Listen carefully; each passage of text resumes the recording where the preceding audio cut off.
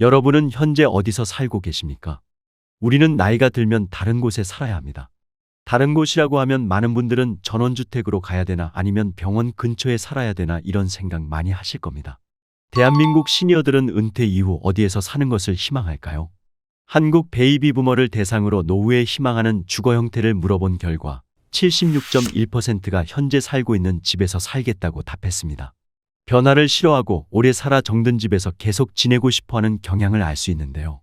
다른 주택으로 이사하겠다고 응답한 경우도 20.4%를 차지하였으며 장래의 간병에 대비하여 노인 전용 주거시설에서 살고 싶다고 응답한 사람들도 있었습니다.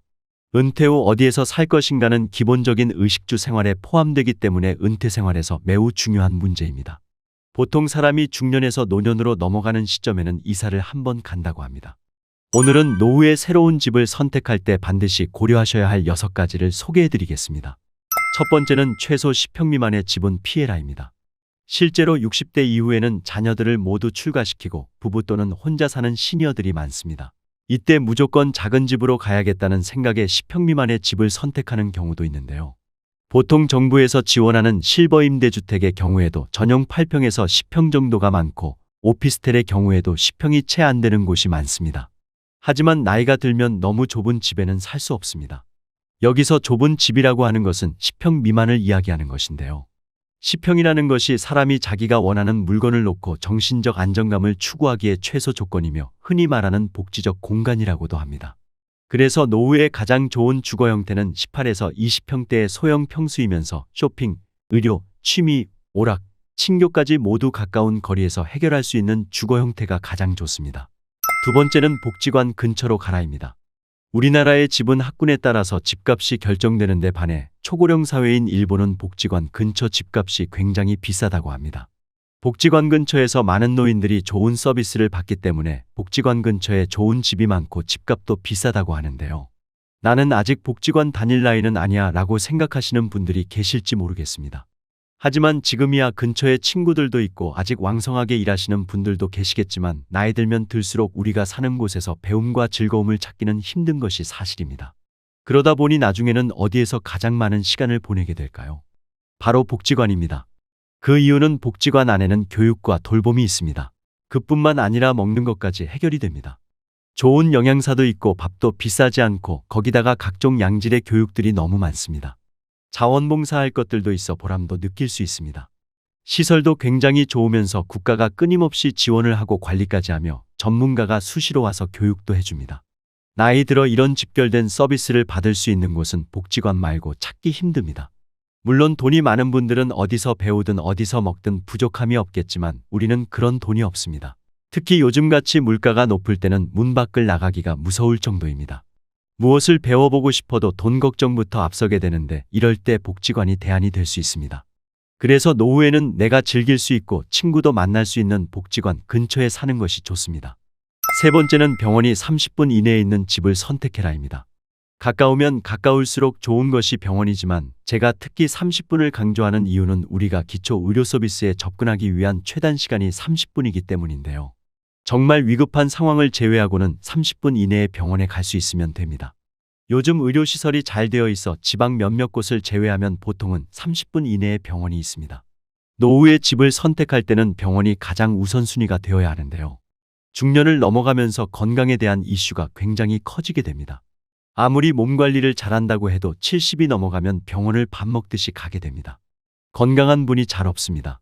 그럴 때 가벼운 병은 가까운 곳에 가서 치료를 한다고 하지만 중병이나 장기질환들, 만성질환들이 계속 발생하게 되면 큰 병원을 많이 이용할 수밖에 없습니다. 그래서 질병에 대한 관리가 가능한 곳이 30분 이내에 갈 수 있는 것이 가장 좋습니다. 네 번째는 자녀와 살아야 한다면 가치보다는 근처를 선택해라입니다.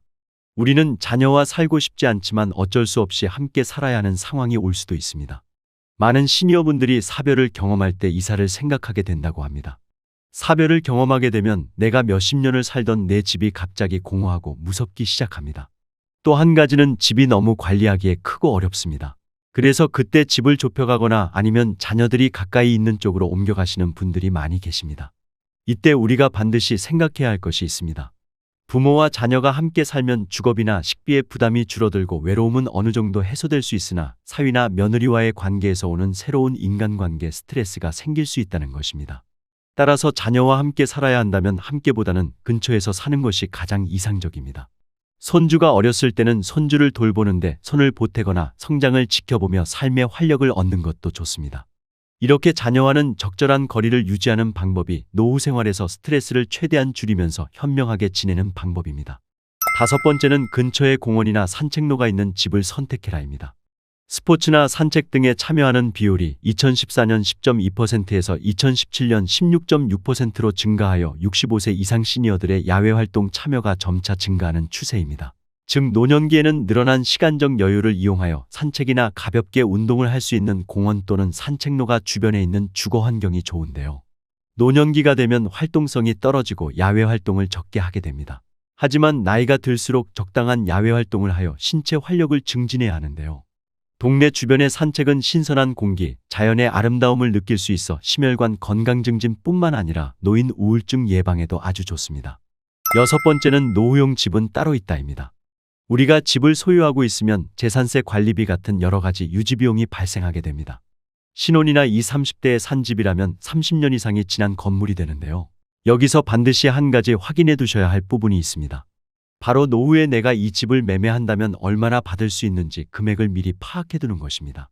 내가 거동이 불편해져 돌봄시설이나 병원에 가야 할 때 그 비용을 집을 판 돈으로 충당할 가능성이 크기 때문입니다.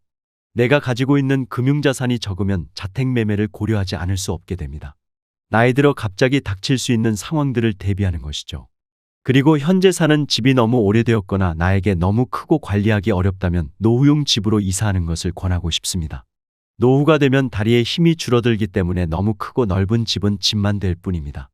젊고 아이들과 있을 때는 크고 넓은 집이 좋지만 혼자 혹은 둘일 때는 청소도 힘들 뿐 아니라 잡동사니들이 쌓이기 때문에 작은 집이 좋습니다. 노후용 집은 익숙함도 좋지만 그보다는 편리성이 중요한데요. 지하철역이나 마트, 병원 같은 편의시설은 가까울수록 좋습니다. 또한 작은 집이라 해도 부부 각자가 독립적으로 사용할 수 있는 방이 각각 있는 것이 좋습니다. 나중에 정말 나이가 들어서 우리가 수족을 움직일 수 없는 순간이 오게 됩니다.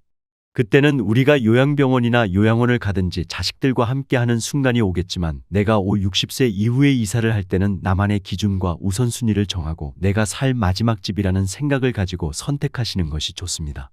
워낙 집이라는 것은 사고 파는 것이 쉽지 않다 보니 다시 돌아오기가 어렵기 때문입니다. 그러니 은퇴 이후에 주거지를 결정할 때는 이주의 목적을 명확히 하고 타인의 기준보다는 나를 기준으로 선택해 보셨으면 좋겠습니다. 오늘 내용 도움이 되셨나요? 도움이 되셨다면 주변 지인분들께도 오늘 영상 많이 공유해 주시고요. 저는 다음 시간에 시니어분들께 더욱더 도움되는 정보로 다시 찾아오겠습니다. 오늘도 끝까지 시청해 주셔서 감사합니다.